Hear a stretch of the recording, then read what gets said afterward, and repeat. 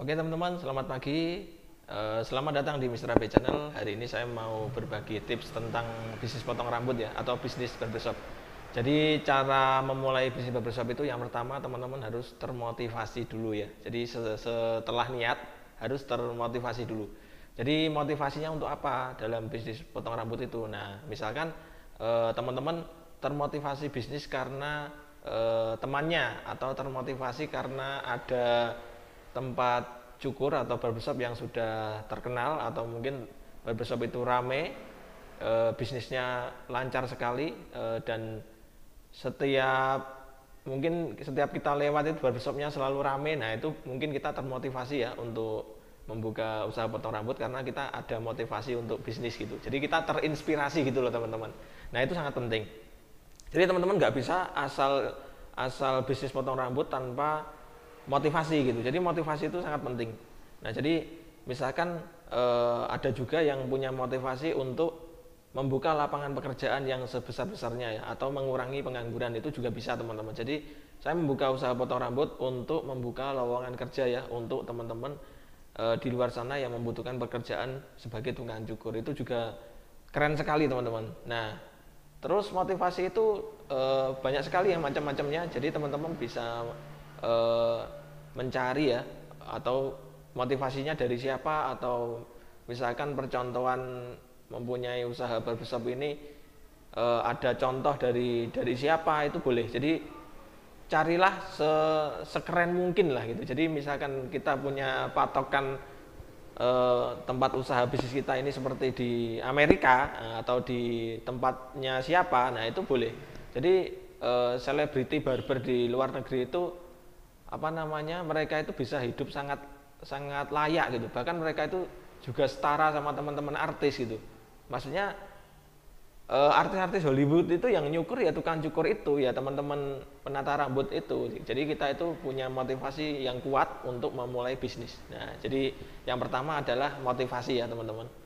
Nah yang kedua, kita bisa menganalisa dulu ya, bisnis potong rambut itu adalah bisnis yang dibutuhkan masyarakat. Jadi setiap bulan itu masyarakat itu perlu untuk merapikan rambut atau sekedar potong rambut ya. Jadi karena kita itu sebagai tukang cukur, kita pastinya kita diharapkan untuk membuat rambutnya orang supaya lebih rapi ya. Jadi kita itu pasti suatu saat kita bakal rame ya tempatnya. Jadi kita nggak bisa mengerjakan sendiri. Jadi kita nanti juga membutuhkan tim, membutuhkan partner seperti itu. Jadi kita juga wajib bisa bekerja sama dengan tim. Jadi kita nggak bisa mengerjakan potong rambut itu sendirian teman-teman. Jadi kita wajib memahami dan harus paham caranya supaya pelanggan ini nggak kabur, supaya pelanggan ini nanti nggak ngantri lama. Jadi kita juga harus mengerjakan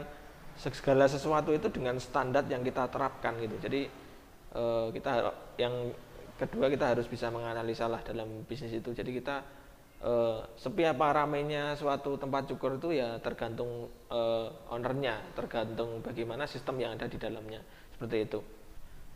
Nah untuk yang ketiga itu resiko ya teman-teman. Teman-teman sebelum memulai usaha potong rambut juga harus paham resiko-resikonya. Jadi bukan berarti usaha potong rambut itu walaupun minim resikonya, tapi juga kita berhak untuk mencari tahu ya, apa sih resikonya usaha potong rambut itu. Jadi nggak semudah yang kita bayangkan ya. Kalau kita membuka usaha potong rambut, kita bisa nyukur, kita punya alat cukur, terus kita buka di mana aja gitu. Jadi bukan begitu ya teman-teman. Karena yang kita alami dari 2016 sampai sekarang itu, kita itu mengalami dari nol, dari belum punya pelanggan sampai kita mungkin bisa dikatakan tempat kita rame atau sampai ribuan pelanggan gitu. Jadi kalau kita waktu itu pernah mengerjakan sendiri, itu pasti mungkin durasinya hanya 1 tahun. Di tahun kedua kita pasti membutuhkan partner atau karyawan ya. Jadi di situ kita juga harus merekrut partner atau ewang ya. Kalau di Jawa ini kita punya ewang, punya rewang ya toh, supaya membantu pekerjaan kita untuk nyukur. Yaitu mungkin nggak berhenti begitu ya.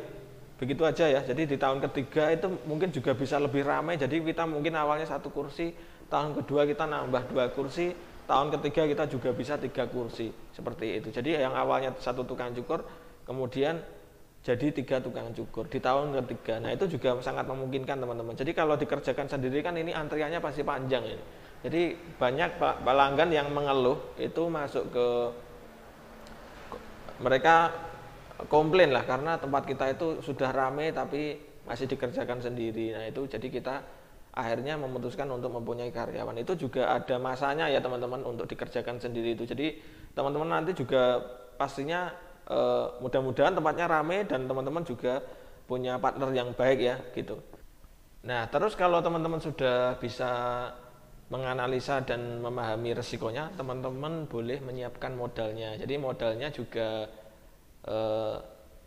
tergantung teman-teman ya. Jadi dari mulai modal kecil, modal menengah atau modal yang besar.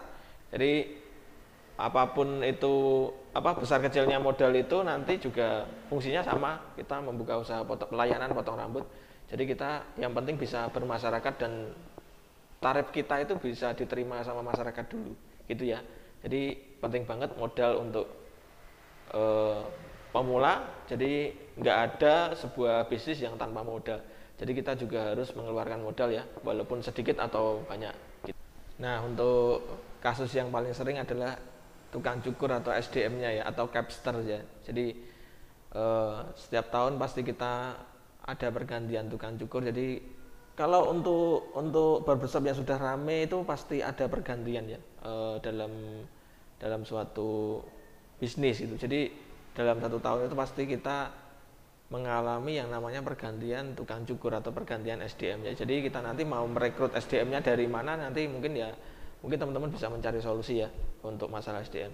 Nah, terus untuk teman-teman yang masih pemula, jadi kita itu intinya dalam bisnis itu kita bisa dari nol ya. Jadi kita bisa melayani sendiri dulu atau kita bisa nyukur sendiri. Jadi kita bisa belajar potong rambut, kita harus memahami bagaimana cara memotong rambut yang benar. Jadi kita bisa menangani atau bisa menjadi tukang cukur juga di tempat cukur yang kita buat gitu. Oke, jadi setelah modal kita boleh menentukan lokasi atau kita menyebutnya survei lokasi. Jadi lokasi yang paling baik itu ya di dekat pasar, di dekat sekolahan atau di dekat kampus gitu ya. Jadi mungkin teman-teman banyak yang berpikir kalau barbershop itu harus di tengah kota, itu tidak ya. Jadi mungkin teman-teman juga bisa membuka di jalan-jalan alternatif gitu, tapi jalannya lengang, nggak terlalu kenceng ini. Kalau ketika motor atau kendaraan itu nggak terlalu kenceng, itu juga sangat rekomendasi ya. Jadi teman-teman boleh ambil jalan alternatif supaya juga sewanya nggak terlalu mahal juga. Karena yang kita survei di jalan yang terlalu rame itu banyak pengendara yang malas parkir gitu, atau mungkin tempat parkirnya sempit karena saking mepetnya ruko-ruko itu teman-teman. Jadi teman-teman mending untuk di tahun setelah pandemi ini mungkin cari tempatnya di pinggiran-pinggiran aja gitu. Karena yang cukur itu ya masyarakat di sekitar itu. Jadi jangan berpikir kalau barbershop itu hanya di tengah kota. Jadi di mana saja. Yang penting di sana ada sekolah, ada pasar, boleh teman-teman buka di situ. Gitu ya teman-teman. Oke, di atas merupakan tips yang sesuai sama pengalaman kita ya. Jadi mudah-mudahan sedikit memberikan manfaat untuk teman-teman semua, dan mudah-mudahan untuk teman-teman yang baru mulai merintis, semoga tempatnya ramai dan teman-teman selalu diberikan kesehatan. Bagi teman-teman yang belum subscribe, bisa subscribe channel kita supaya terus berkembang, dan sampai ketemu di video kita yang selanjutnya. Assalamualaikum warahmatullahi wabarakatuh.